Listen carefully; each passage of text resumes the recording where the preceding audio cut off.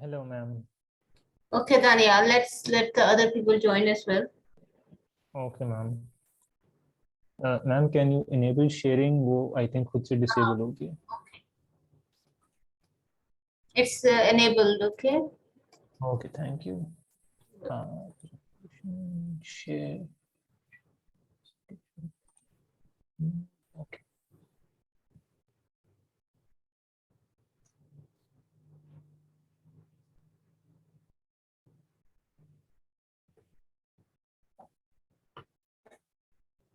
अच्छा, वैसे this was my second last slide, so I am almost done. Yeah, it was nice actually. It was. Thank you.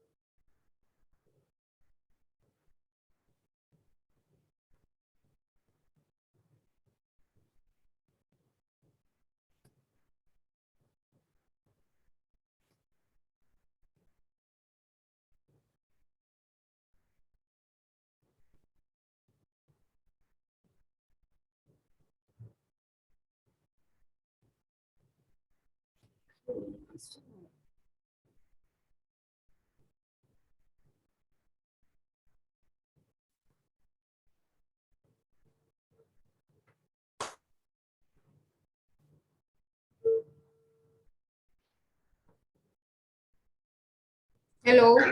हाँ, आपने meeting क्यों नहीं join की?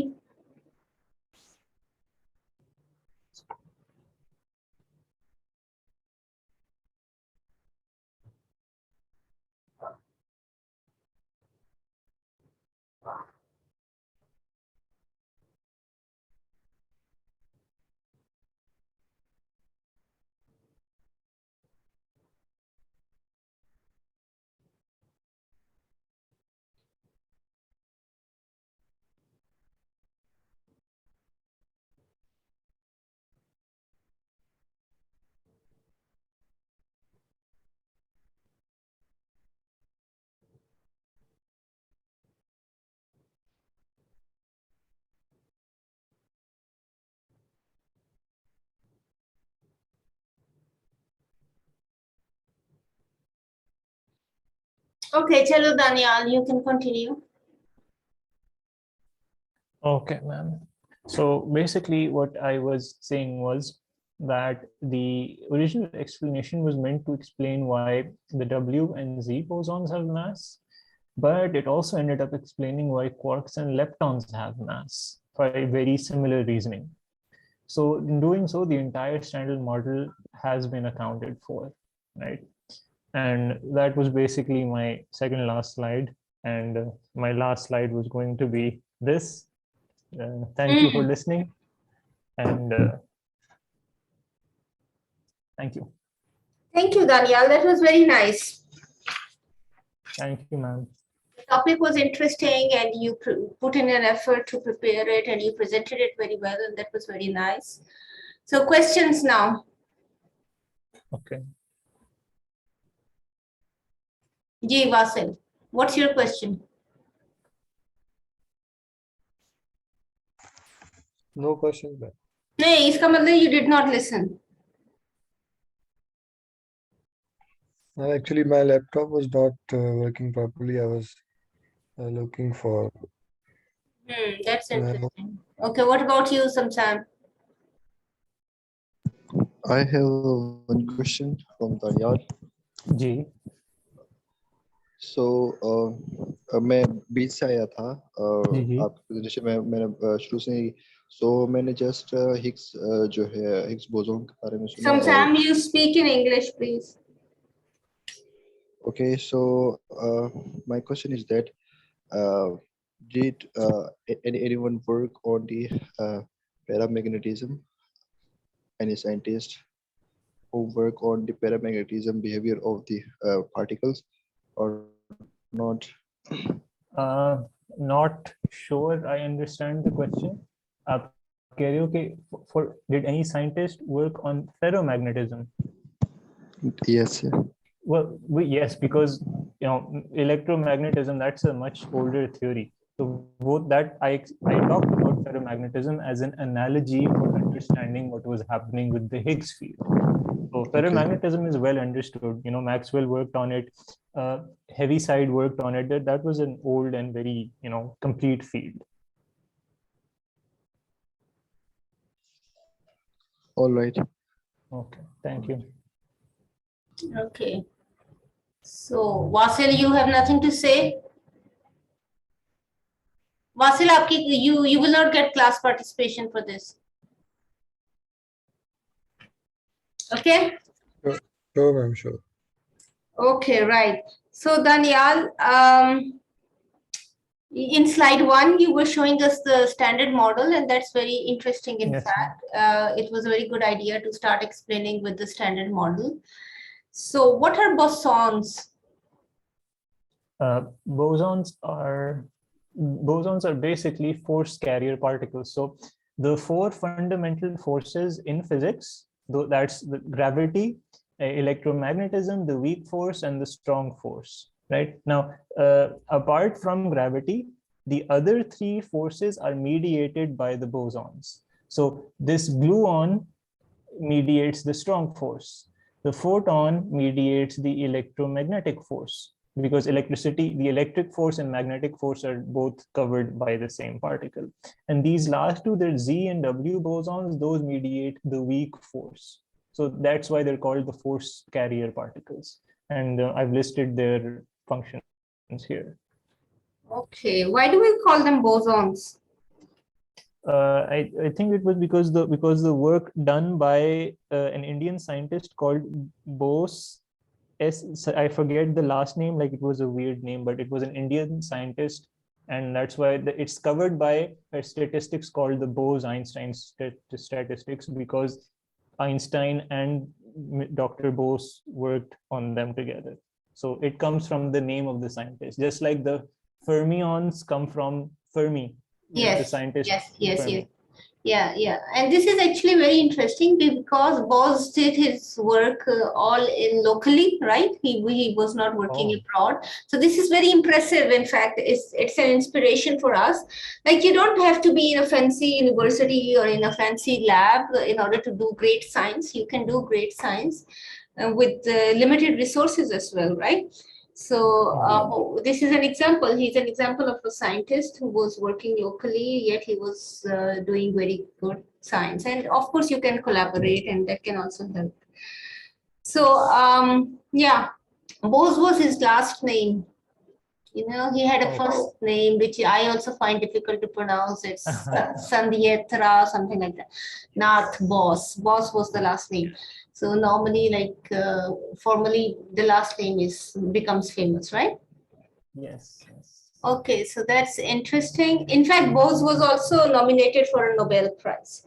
So there are many scientists and with a lot of important scientific concepts and discoveries and inventions that did not get a Nobel Prize. So a Nobel Prize, you know, it does not mean that he did not do great work. He was nominated by it, but there can be a number of reasons, you know, why someone gets it or someone doesn't get it. Not always. That it's you have a lot of great science coming from a lot of great scientists. Yesterday I was reading something about great scientists and great science that did not get Nobel Prize. You know, Stephen Hawking also did not get the Nobel Prize, right? Oh, right. Although we know that he was a genius of his time, he was also named as the most intelligent person of his time. But anyway, yeah, because getting a Nobel Prize has some conditions, you know, the experiment and the theory should agree. So what Stephen Hawking was working on, it was difficult to experimentally prove that, you know, you have to design an experiment and you have to prove it, just like you explained in the case of the Higgs boson, right? Right. Okay, so that was interesting. Okay, this is also known as the God particle. Why do we call it the God particle? That's colloquial, actually. Yes, well, it's I guess for the science journalists that communicate technical things to the average people, maybe these sorts of terms can make people more interested in it. I guess it's because it gives mass to everything. So people think it's a very important particle. So it does what God is supposed to do, I guess. But I've read that lots of scientists do not like that term. They say that it it gives too much importance to it. Yeah. It can be misleading, right? Yes. And there are a number of stories, and you know, such things are not really scientific. But anyway, yes. But anyway, this was a term in 2012. You know, everyone was talking about the Higgs boson because the big experiment in CERN was going on at that time, right? So, okay, our own great scientist, Abdus Salam, also worked on a related field. So can you speak a little bit about that? Abdus Salam worked on the electroweak theory in collaboration with Glacier and Weinberg. So it was all very closely linked to it because symmetries and gauge invariance and all of that. Because, well, he worked on, as far as I'm aware, uniting electromagnetism with the weak force. So that was his main area of effort. And he worked with Weinberg. And another person called Glacier was also involved in their work. So I think the model is called Weinberg Salaam Glacier model or something. Yeah, and this was also experimentally proved in. I forget the date, but no, I don't mean the year. The lab. The lab. I'm sorry, it escapes me at this moment. Yeah, it was done in CERN. Oh, cha. So, yeah, so CERN has been doing a lot of work in different fields of physics and particularly in particle physics, right? Right. Okay, so you do, all of you, the other students as well, you're familiar with CERN, right? Yes, ma'am. क्या होता है CERN में? Your full name is European Center for Research and for Scientific. I lost some. कहाँ पे है ये? It's in Switzerland, I guess.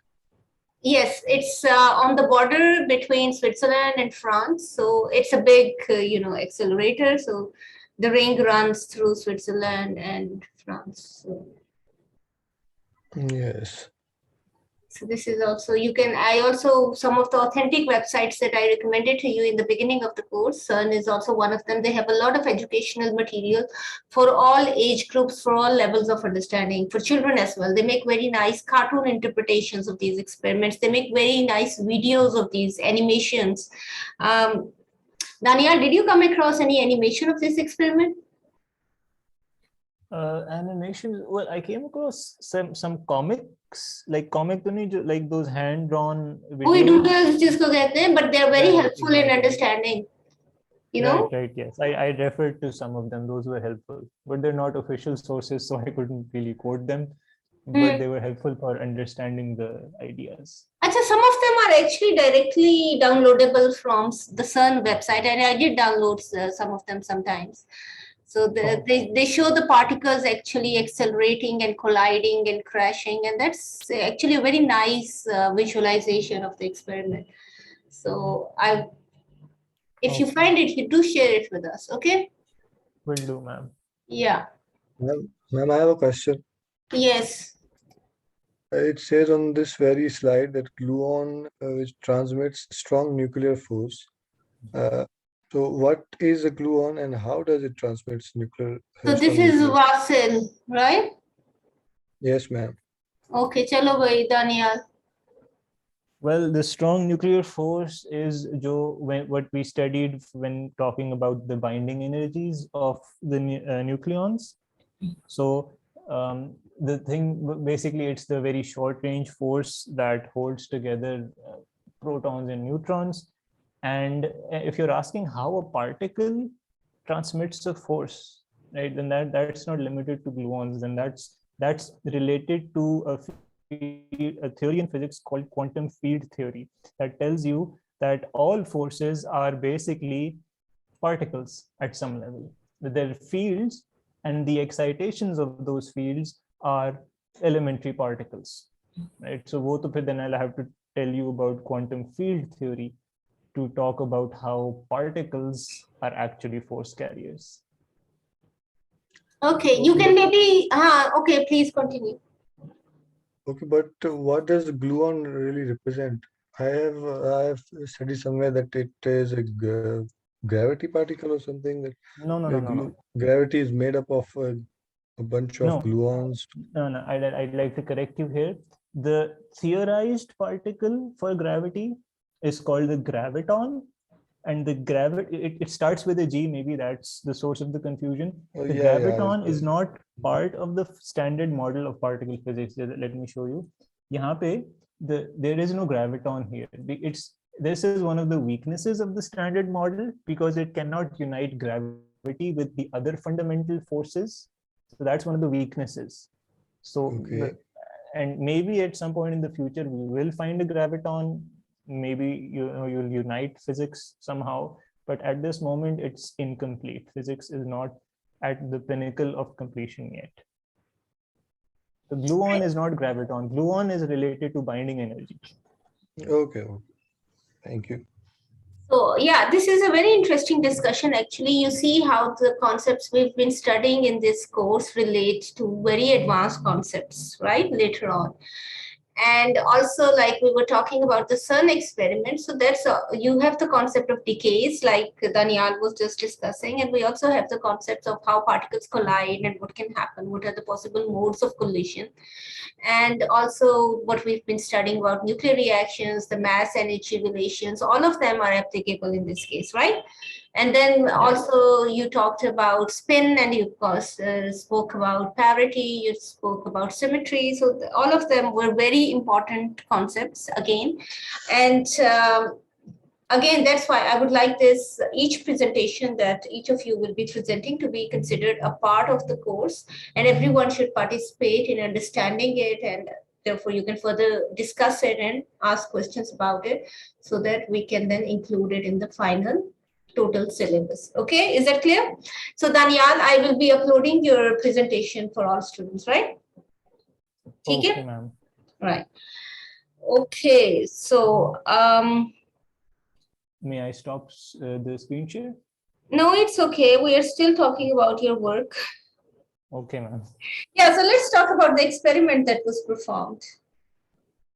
Okay, this would be this one. Yeah. So you can see again, this is a very important illustration of how theory and experiment combine to further science. You know, each of them are very important. And again, like now the concept is we should not be drawing boundaries, you know, between disciplines and all that, because at the end of the day, knowledge is, you cannot have walls between knowledge, right? So each one needs the other one, right? So, and you cannot, like I just said, the Nobel Prize is only awarded when you can experimentally prove something, because you may mathematically be able to calculate something, but still you have to demonstrate that experimentally you can reproduce the same values, right? Another important thing that Danial was discussing was the fact that this experiment was repeated several times, right? So this is the basic concept of reproducibility. You know, an experimental result is only accepted when it can be reproduced, and reproducibility means anyone, any time should be able to perform the same experiment again and get the same results, because like otherwise it's maybe just a chance, or it's just a fluctuation, or there can be some other error. So we have to be very sure that something is proven, and therefore we need the experimental proof. And the person who actually played a major role in establishing this method was who? He was, I probably talked about him, Galileo Galilei, you know, the Italian scientist who was known as the father, who is known as the father of modern science, because he established that if you cannot experimentally prove something, you cannot accept it. And at that time, he faced a lot of opposition and a lot of difficulty, because his colleagues, the people around him, even tried to punish him for this, because he was disputing many of the uh, theories and so on given by Aristotle, who was very well respected at that time. But Aristotle never performed experiments. So Galileo performed experiments and proved some of his things were wrong, and that led to the understanding that why we should believe in science. You can understand this now also in the context of climate change, though it has nothing to do with this topic, but it shows how people dispute science. Yes. Yeah, so we need to have a very strong method of a scientific method so that it cannot be disputed, otherwise, it can lead to huge misunderstandings and misconcepts, and then very serious consequences as well. You can see the consequences of people trying to dispute climate change as well, right? And this time, what was the Nobel Prize we got this time? I think one of the laureates was a climate scientist. Yes, exactly. So this was a Nobel Prize.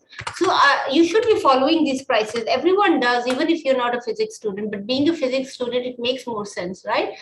So the Nobel Prize this time was awarded in this topic, and one of the scientists who was awarded this is a professor in Italy, in Rome, and it was shared by another person from Hamburg in Germany.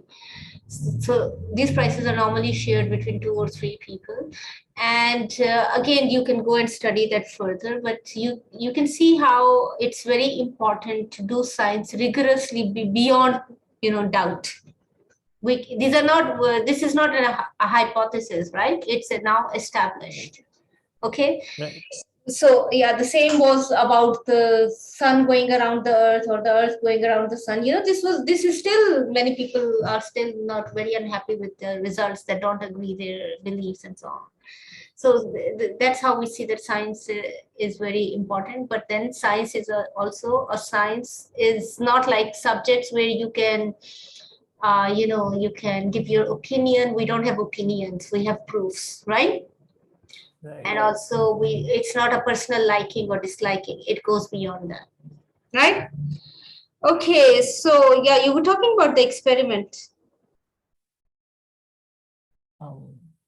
This particular experiment? Yeah, yes, I would have really liked to have an animation. It would be very illustrative. So what was done in this experiment?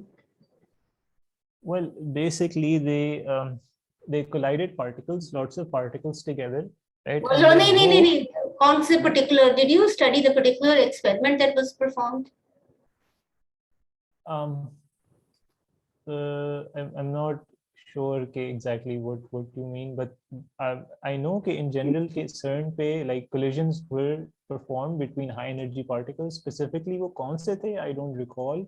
I Yeah. think reading I must have come across them, but they have to be large particles because the Higgs itself is a large particle, and when it decays, those the decay भी जो products बनेंगे, those would also be high mass energy particles. So specifically, I'm not sure exactly which particles were colliding. I think I read it somewhere. So yeah, every nuclear reaction is different. Like you told us about the possible modes of decay, and therefore there is a particular experiment that has to be performed. And so certainly उन्होंने identify किया होगा कि कौन से particles हमें चाहिए, कौन और किस energy पे चाहिए, किस speed पे चाहिए. ये सारी calculations की जाती हैं before you can actually get बल्कि even the theoretical work जो तुमने पिछली वाली जो तुम्हारी slide है, right, उसमें you showed के पहले उन्होंने पहले से समझा था before performing the experiment. Of course performing the experiment is not easy. उससे पहले बहुत ज्यादा काम करना होता है आपको in the background, right, to try to understand कि आपने experiment design कैसे करना है और उसका क्या result expected है and how that will agree with the law or the theory or whatever you're trying to prove, है ना. So how it can lead to those conclusions. And ये experiments जो है इनका data इतना ज़्यादा होता है, like you also spoke about it, कि this is data coming from several detectors and several computers, and you need huge computing power and huge computing expertise in order to get meaning out of that data. ठीक है ना. So इसमें बहुत कुछ आ जाता है, इसमें बहुत से कंप्यूटर साइंटिस्ट भी इन्वॉल्व होते हैं, इसमें फिजिसिस्ट भी इन्वॉल्व होते हैं, थ्योरेटिशियंस भी होते हैं, एक्सपेरिमेंटलिस्ट भी होते हैं, and then the engineering part of it. जब आप एक्सपेरिमेंट डिजाइन करते हैं, the kind of instrumentation you need, है ना, वो सारी इलेक्ट्रॉनिक्स और and everything. So these are very big huge projects, right? So जिसमें बहुत ज्यादा expertise. That's why CERN is an international lab. एक मुल्क में से आपको इतने साइंटिस्ट मिल ही नहीं सकते, इतनी एक्सपर्टीज एक मुल्क में हो ही नहीं सकती, है ना. So therefore the experts from each of these parts of the experiment, they come together from different parts of the world, and then they try to set up this experiment and try to. It would be nice to discuss the experiment, है ना. Yes. ताकि हम दोनों fields cover करें ना. We talk about ठीक है, आपने you talked about the background and you talked about the concepts and the standard model and the decay modes and symmetry पे आपने काफी बात की. That was great. So these are all very important concepts. One thing I would like to add here would be the experimental part of it, है ना. So okay, ma'am. it would be nice for you yourself as well. And if you can share it, it would be nice for everyone. ठीक है. So if you can find an animation visual. तुम्हें पता है learning के different modes होते हैं. We learn by different methods. We learn through the जैसे by writing, by the text, and by the equations, by the figures, and then another important tool of learning is visualization. आपको पता है visualization अगर किसी चीज की हो जाए तो बहुत, जो चीज आपने 1000 words में शायद कहनी थी वो उसी एक में आ जाती है. That's a fact. What a recent visualization that I was very impressed by was the visualization of the black hole. Did you follow that? I don't think so, ma'am. Which website can I find it from? मुझे आवाज नहीं आ रही, आपकी हल्की हो गई आवाज. I was saying, where can I find that black hole animation? Oh my God, it was already. नहीं animation नहीं बनाई उन्होंने. It was the first time black hole का image बनाया गया है. Oh, okay, I know about that. Yes, I know about that. Yeah. And unfortunately, this happened after the death of Stephen Hawking. Okay. Yeah. And इसके लिए भी again पूरी दुनिया में से they had to put together scientists and computer scientists. Okay. Computer science का भी इसमें बहुत ज़्यादा role है ना. Because again they had a huge team of computer scientists जो पूरा वो data analyze करके extract करके they put it together to make an image of a black hole for the first time. And उसमें I think 100 telescopes were set up at different parts of the world, and उनसे they tried to. Right, and it was pieced together from. Yeah. And I think the lead scientist was a female scientist. Yeah, this also got a lot of coverage because again, जब कोई बड़ी breakthrough होती है या discovery होती है, again, who gets the credit? That's also a question. There are many scientists in history who played an important role, but they never got credit during their time, and it was later on लोगों को पता चला the role that they played. And the same in this case, the lady who was leading this group. People tried to say कि नहीं नहीं इसने कुछ नहीं किया, and then one of her colleagues came up and said no, actually she was leading us in what we were able to achieve. So it's very important again ethically to recognize the contribution everyone makes, क्योंकि otherwise it's there are scientists who were not recognized, like Lise Meitner, for example. I don't know if you've ever read about her work. Are you familiar with Lise Meitner? No, ma'am. No, ma'am. Because she's not famous because she did not get the Nobel. And she played a very important role, a significant role. She's an Austrian woman, a scientist during the World War years, right? The Second World War years. And she played an important role in fission, the concept of fission. तो fission का जो मेरे ख्याल है Nobel prize मिला वो auto हान from Germany मिला, जबकि they were working together on this, ठीक है ना. एंड फिशन का जो था वो डेमोन्स्ट्रेशन, उसमें there was chemistry involved and there was physics involved, and she did the physics part and Otto Hahn did the chemistry part, but later on Otto Hahn may be claimed कि उसी ने किया है, and she also was denied the credit that she deserved. And also, वैसे भी it was a war situation and there were a lot of things going on, but you can read up on her.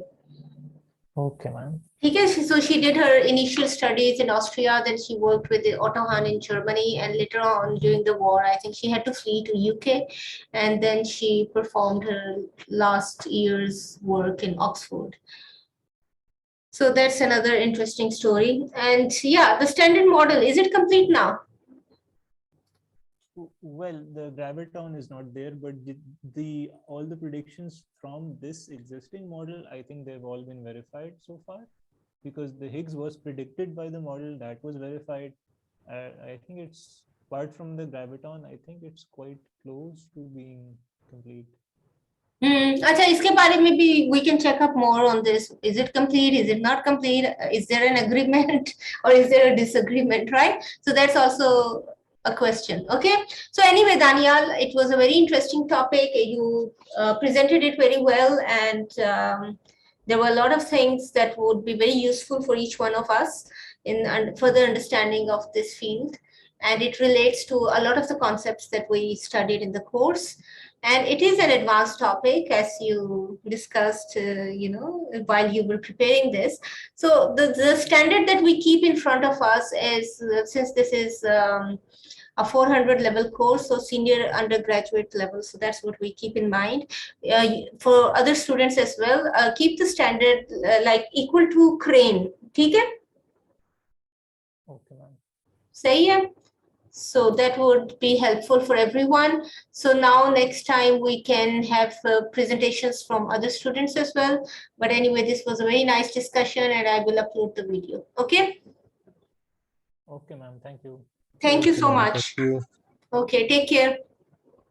No, Take care. please. Yeah, goodbye. Bye.